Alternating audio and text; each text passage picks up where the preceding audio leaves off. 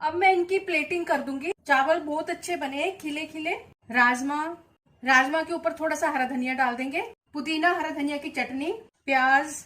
इसको देख के आपके मुंह में भी पानी आ रहा होगा। नमस्ते, मैं सुमलता दीक्षित। आज मैं अपनी किचन में स्ट्रीट स्टाइल राजमा चावल विद हरी चटनी की रेसिपी शेयर करूंगी। चलिए देखते हैं इसको कैसे बनाना है। ये 2 कप राजमा है, इनको 5-6 घंटे पानी में भिगो के रखा हुआ था और अब इनको कुकर में डाल दिया और अब इसमें 4 कप पानी डाल देंगे। पानी इतना ही होना चाहिए जिसमें राजमा डूब जाए। इसको पकने के लिए रख देंगे। 4 टमाटरों की पेस्ट बनाएंगे। एक छोटा बंच पुदीने का है, इसके पत्ते साफ करके धो के ले लिए और अब इनको मिक्सी के जार में डाल देंगे। एक छोटा बंच हरे धनिया का है, इसको भी साफ करके धो के ले लिया है। 2 हरी मिर्च है, इनको भी डाल दिया।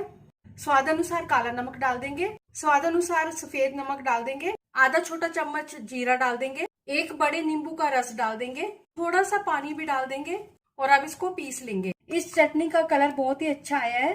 चटनी बनकर तैयार है। राजमा में मैंने 6 सीटी लगवाई थी, फिर गैस की फ्लेम को बंद कर दिया था और अब राजमा को चेक करते हैं।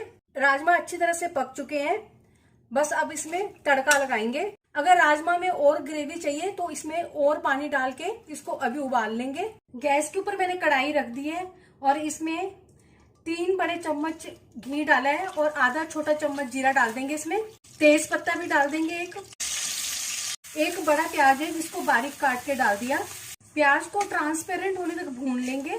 स्वाद अनुसार नमक डाल देंगे। 2 छोटा चम्मच धनिया पाउडर डाल देंगे। आधा छोटा चम्मच लाल मिर्च पाउडर डाल देंगे। छोटा 1/4 चम्मच हींग डाल देंगे। 1 छोटा चम्मच हल्दी डाल देंगे। टमाटर की पेस्ट डाल देंगे। अब इन सब चीजों को अच्छी तरह से भूनेंगे। अगर आप मेरे चैनल पर पहली बार हैं तो इसे सब्सक्राइब कर देना, बेल को प्रेस कर देना, जिससे आपको मेरे आने वाले वीडियो की नोटिफिकेशन मिलेगी। और अगर आपको मेरी रेसिपी अच्छी लगती है तो इसे लाइक कर देना और ज्यादा से ज्यादा इसको शेयर कर देना और कमेंट सेक्शन में जरूर बताना ये रेसिपी आपको कैसी लगी। अब इसमें 1 छोटा चम्मच कश्मीरी लाल मिर्च पाउडर डाल देंगे।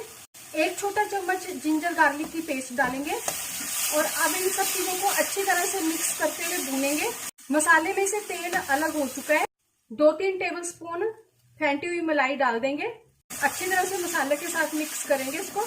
मसाला अच्छी तरह से भून चुका है। अब इसमें उबले हुए राजमा डाल देंगे।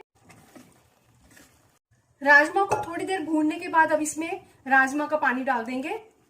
आधा छोटा चम्मच गरम मसाला डाल देंगे। मसाले को अच्छी तरह से मिक्स कर लेंगे। गैस के ऊपर मैंने कुकर रख दिया है। 1.5 कप चावल धो के साफ करके डाल रही हूँ।